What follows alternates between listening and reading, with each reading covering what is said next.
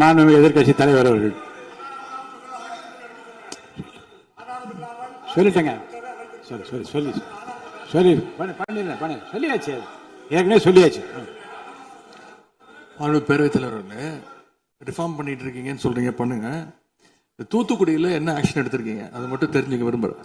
தூத்துக்குடியில் இப்போ ஒரு இன்சிடென்ட் சொன்னல உங்களுடைய சட்டமன்ற உறுப்பினர், அதுக்கு மட்டும் கொஞ்சம் விளக்கம் கொடுத்தீங்கன்னா நல்லா இருக்கும். அதே போல தமிழ்நாட்டுக்கு வர வேண்டிய மிகப்பெரிய தொழில் முதலீடுகள் எல்லாம் இன்னைக்கு பக்கத்து மாநிலங்களுக்கு போகிறதாக பத்திரிகையிலையும் மேகசின்ஸ்லையும் தொடர்ந்து செய்திகள் வந்துட்டு இருக்கு. தொழில்துறை கைடன்ஸ் தமிழ்நாடு அமைப்புகள்ல முந்தைய ஆட்சியில் இருந்தக்கூடிய அதிகாரிகளை திடீர்னு மாத்தினதும் ஒரு தவறான முடிவுன்னு நாங்கள் கருதுறோம். இதனால தமிழ்நாடு பாதிக்கப்பட்டிருக்கு அப்படின்னு பத்திரிகைகளை தொடர்ந்து அறிக்கைகள்லாம் வந்துட்டு இருக்கு. இதற்கு இடையில ஆளுநர் உரையில தலைமைச் செயலாளர் தலைமையில தமிழ்நாடு இன்வெஸ்டர் ப்ரமோஷன் கமிஷன் என்ற பேர்ல ஒரு புது அமைப்பு உருவாக்கப்படும்னு அதை தெரிவிச்சிருக்கிறீங்க. அப்படின்னா இப்ப சிறப்பா செயல்பட்டு வருகின்ற கைடன்ஸ் தமிழ்நாடு அமைப்பு என்னவாகும் அப்படின்னு முதலமைச்சருடைய பதிலுரையில சொல்லணும்னு நாங்க விரும்புறோம். அன்பு பேரவைத் தலைவர் அவர்களே, இந்த அரசின் முன்னாடி இவ்வளவு பிரச்சனைகள் இருக்கு, ஏகப்பட்ட பிரச்சனைகள் இருக்கு. இதையெல்லாம் தீர்க்க முயற்சி பண்ணாம அடுத்த கட்சி ஆட்களை இழுக்கிற வேலையை தான் நீங்க எல்லாம் முழுவீச்சுல செஞ்சுக்கிட்டு இருக்கீங்க. இந்த அரசின் மீதான நம்பிக்கை வாக்கெடுப்பின் போது நான் குறிப்பிட்டு சொன்னேன், புதுமையான ஆட்சின்னு சொன்னீங்க, கடைசியில புஷ்பா பட ஆட்சியை கொடுத்திருக்கீங்கன்னு குறிப்பிட்டு பேசியிருந்தேன். அந்த அளவுக்கு குதிரை பேரம் தொடர்ந்து நடந்துகிட்டு இருக்கு. அப்படி பேசின அப்புறமாவது எதிர்க்கட்சி தலைவர்களுக்கு இந்த குதிரை பேரம் கழுதை பேரம் என்பதை பற்றி எல்லாம் பேசுவதற்கு இடமல்ல. இது ஆதாரம் இல்லாமல் எந்த பேரத்தை பற்றி பேசுவதை நான் அனுமதிக்க முடியாது. நீங்க அடுத்த இதுக்கு போலாம். 3 சீட்டர் சோஃபா 3 சீட்டர் சோஃபா இன்னைக்கு 5 சீட்டர் சோஃபாவா அப்கிரேட் பண்ணிருக்கீங்க. ஏற்கனவே சோஃபா அனுப்பி அடுத்த கட்சி எம்எல்ஏக்கெல்லாம் இழுத்துக்கிட்டு இருந்தீங்க. இன்ஸ்டா மார்ட்ல பொருட்களை வாங்குற மாதிரி இன்ஸ்டன்டா எம்எல்ஏக்களை வாங்கிட்டு இருக்கீங்க. வாங்கி ராஜினாமா செய்ய வச்சு விட்டு இருக்கீங்க.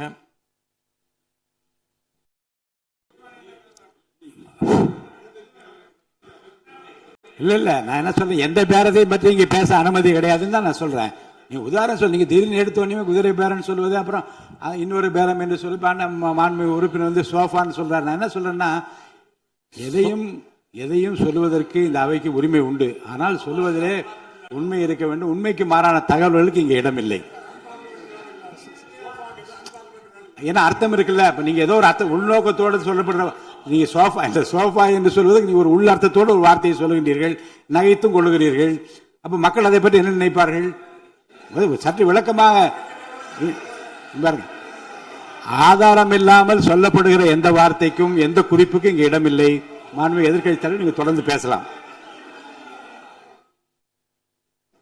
ஊழல் சக்தின்னு சொல்லிட்டு அதே எம்எல்ஏக்களுக்கு இன்னைக்கு ஒரு மச்சத்தை மட்டும் வச்சுட்டு இன்னைக்கு தூய சக்தியா நீங்க மாத்திட்டீங்க.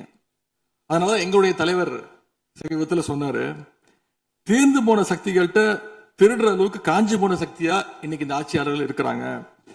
ஆகவே இந்த குற்றச்சாட்டுகளுக்கு முதலமைச்சர் அவர்கள் தன்னுடைய பதிலுரையில அவர் விளக்கம் அளிப்பார்னு நாங்க நம்புறோம்.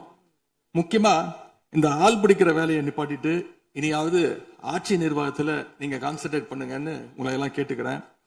அன்பு பேரவைத் தலைவர் அவர்களே, உங்களுடைய தேர்தல் முக்கியமான வாக்குறுதிகள், படிச்சு வேலை இல்லாத இளைஞர்கள் அவங்களுக்கு எல்லாம் 4500 ரூபாய் மாசம் 4500 ரூபாய் தருவேன்னு சொல்லியிருக்கிறீங்க. அது சீக்கிரம் 6 மாசத்துல கொடுங்க. மகளிருக்கு நீங்க சொன்ன உரிமை தொகை 2500 ரூபாய் உரிமை தொகை, வருஷத்துக்கு 6 கேஸ் சிலிண்டர், தாய்மாமன் சீர், இதெல்லாம் 6 மாசத்துல கொடுப்பீங்கன்னு நான் நம்புறோம். இதெல்லாம் எப்படி கொடுக்க போறீங்க அப்படின்னு ஒரு டைம் லைனை முதலமைச்சர் தன்னுடைய பதிலுரையில சொல்லணும்னு கேட்டுக்கிறோம். அதேபோல் சட்டம் ஒழுங்கு சீர்கேடு, மின்வெட்டு, விவசாயிகள் பிரச்சனை ஆகியவற்றில் முதலமைச்சர் அவர்கள் தலையிட்டு உடனடியாக ஒரு தீர்வு காண வேண்டும்.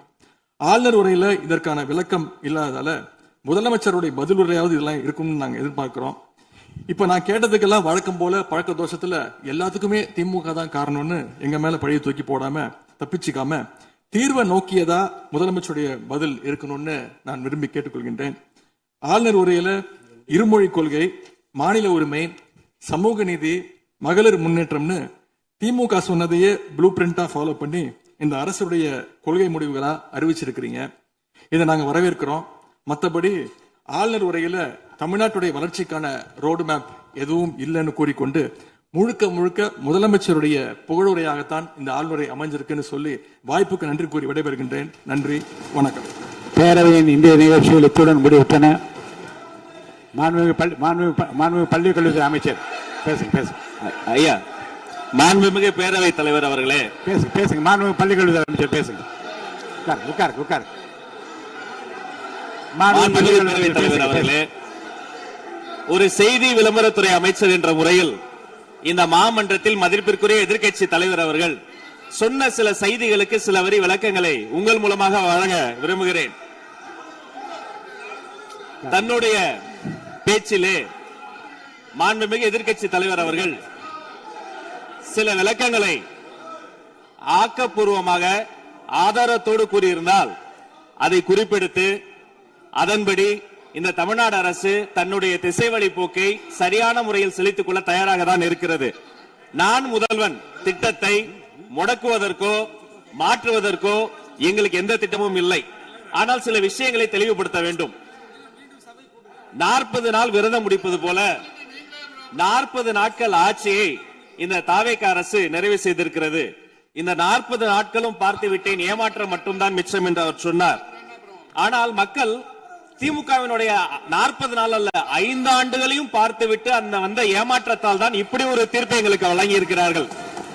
ஆளுநர் மகிழ்ச்சி, அமைச்சர்கள் மகிழ்ச்சி, ஆளுநர் மகிழ்ச்சி என்றெல்லாம் சொன்னார். இந்த அரசில் தமிழ்நாடு மக்கள் மகிழ்ச்சியாக இருக்கிறார்கள் என்பதை தான் இன்றைய சட்டமன்றத்தினுடைய போக்கு காட்டுகிறது. நான் முதல்வன் திட்டத்தை பொறுத்தவரை தமிழ்நாடு முழுக்க இருக்கக்கூடியவர்களை நான் முதல்வன் என சொல்ல வைத்துவிட்டு ஒரே ஒரு குடும்பத்தில் மட்டும் முதல்வர்கள் வந்து கொண்டிருக்கின்ற போக்கை மாற்றுவதற்காக தான் இப்படி ஒரு சட்டமன்றம் அமைந்திருக்கிறது.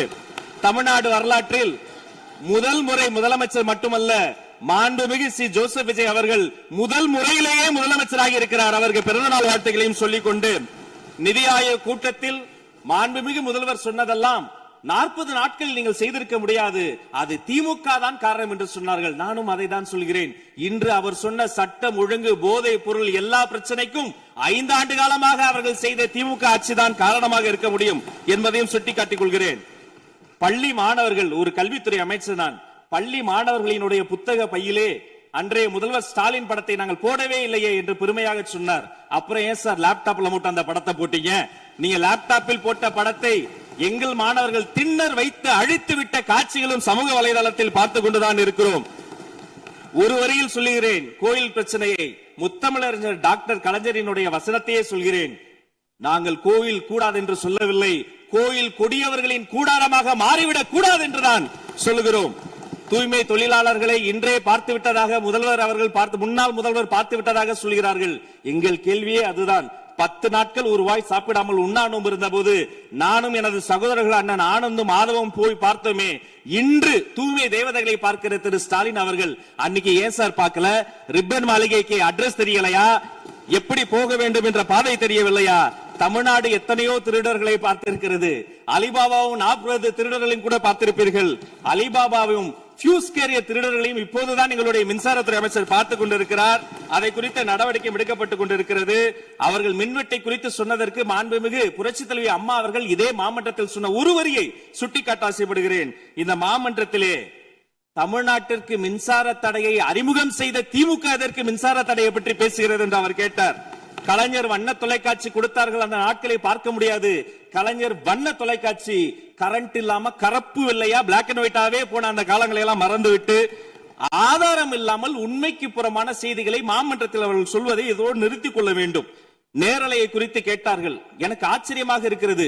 3 ஆண்டு காலமாக ஒரு தொழில்நுட்ப கோளாறாக அன்றைய சபாநாயகர் நேரலையை இருட்டடிப்பு செய்து விட்டார்.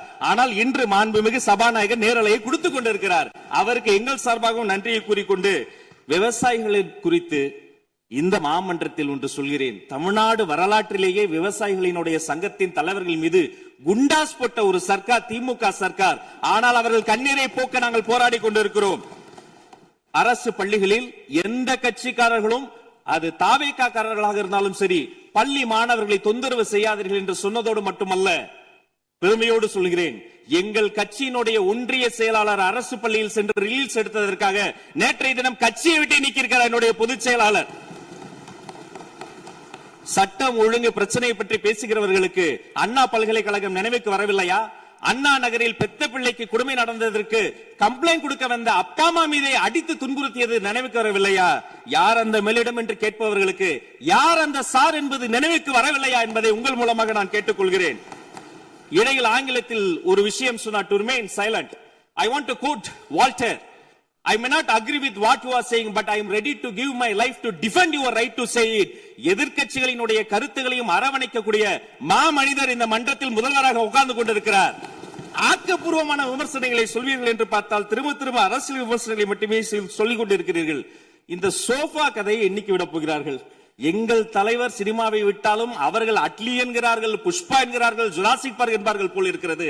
நான் ஒன்று சொல்லிக் கொள்கிறேன், அந்த சோஃபா அவர்கள் வாங்கியது, அவர்களினுடைய வசதி கருத்து வாங்கியது. மதிப்பிற்குரிய அண்ணன்களை நீங்கள் சிறுமைப்படுத்தக் கூடாது. ஆனால் ஒன்று உறுதி, எந்த காரணம் கொண்டும் பார்க்க வருகிற கூட்டணி தலைவர்களுக்கு மட்டும் பிளாஸ்டிக் சேர் போட்டதை போல சிறுமைப்படுத்தக்கூடிய கட்சி தமிழக வெற்றி கழகம் இல்லை என்பதையும் இந்த நேரத்தில் நான் தெரிவித்துக் கொள்கிறேன். சிங்க பெண்களை குறித்து அன்றே விரிவாக தெளிவாக அழகாக நான் கூறிவிட்டேன். சிங்க பெண்கள் இந்த நாட்டினுடைய தமிழ்நாடு அரசினுடைய பொக்கிஷம். அவர்களை குறித்து மீண்டும் மீண்டும் இப்படி சிறுமைப்படுத்தி பேசியதற்காக மாண்புமிகு பேரவைத் தலைவர்கள் அதை கண்டிக்க வேண்டும். சிங்க பெண்களை குறித்து இனி யாராவது தவறாக பேசினால் அதை அனுமதிக்க கூடாது. இப்படி தவறாக பேசியதற்காக அவர்கள் மன்னிப்பு கேட்க வேண்டும் என்று தமிழக வெற்றி கழகத்தினுடைய அரசு சார்பில் கேட்டுக்கொள்கிறேன். வாக்குறுதிகளை பற்றியெல்லாம் பேசினார்கள். பொதுவாக வாக்குறுதிகள் சர்வதேச அளவில் பொலிட்டிக்கல் பினாமினல் எப்படி உருவாகிறது? ஒரு பிரச்சனை, அந்த பிரச்சனைக்கான ஒரு சொல்யூஷன்ஸ், அதை எந்த பொலிட்டிக்கல் இன்டர்ஃபரன்ஸ் இல்லாமல் செயல்படுத்தக்கூடிய ஒரு செயல்முறை, பின்பு வரக்கூடிய அந்த வெற்றியை ரோடு போடுவோம் என்று சொல்லி ரோடு போட்டதை காண்பித்து எக்ஸிபிட் செய்து அவர்கள் முன்னோக்கி செல்வார்கள். ஆனா இங்க பொறுத்த வரைக்கும் நாம தமிழ்நாட்டில் இதுவரைக்கும் ஆண்டவர்கள் பிரச்சனையை ஐடென்டிஃபை பண்ணி சொல்லவே மாட்டாங்க. ஏன் தெரியுமா? அந்த பிரச்சனையே அவங்கதான், அவங்களே அவங்களை ஐடென்டிஃபை பண்ணி எப்படி சொல்ல முடியும்? சரி, அதுக்கு பாசிபிள் சொல்யூஷன் சொல்லி பொலிட்டிக்கல் இன்டர்ஃபரன்ஸ் இல்லாம அதை செயல்படுத்த முடியுமா? ஒரு முனிசிபல் கவுன்சிலர் தொடங்கி மாண்புமிகு அமைச்சரினுடைய வீட்டில் இருக்கிறவர்கள் வரைக்கும் கமிஷன் மீது கமிஷன் அடித்து அந்த ப்ராஜெக்டே முடியாது. கடைசியில் எதை விளம்பரம் செய்வது? அந்த திட்டத்தினுடைய வெற்றியையா? எதை விளம்பரம் செய்வது என்றே தெரியாமல் தங்கள் தலைவரை, அதுவும் ஒரு குடும்பத்தை மட்டுமே வெறித்தனமாக விளம்பரம் செய்து செய்தி விளம்பரத்துறையின் கஜானாவை துடைத்து வைத்து சென்றிருக்கிறார்கள் என்பதையும் இந்த மாவட்டத்துக்கு தெரியப்படுத்த நான் கடமைப்பட்டிருக்கிறேன். இன்னும் ஒவ்வொரு வரியிலும் ஆக்கப்பூர்வமாக அறிவியல் பூர்வமாக எதையாவது சொல்வார்களும் நான் தேடி தேடி பார்த்தேன். அவராக 40 நாட்கள் தேடி பார்த்து ஏமாற்றம் அடைந்தார். நான் 40 நிமிடத்திலேயே ஏமாற்றம் அடைந்து விட்டேன். இதை சொல்ல வேண்டும் என்று சொன்னால் ஒரு நகைச்சுவை காட்சியில் சொல்வதை போல அதுல ஒண்ணுமே இல்ல, கீழே போட்டுருங்க. நன்றி சட்டப்பேரவை தலைவர் அவர்களே.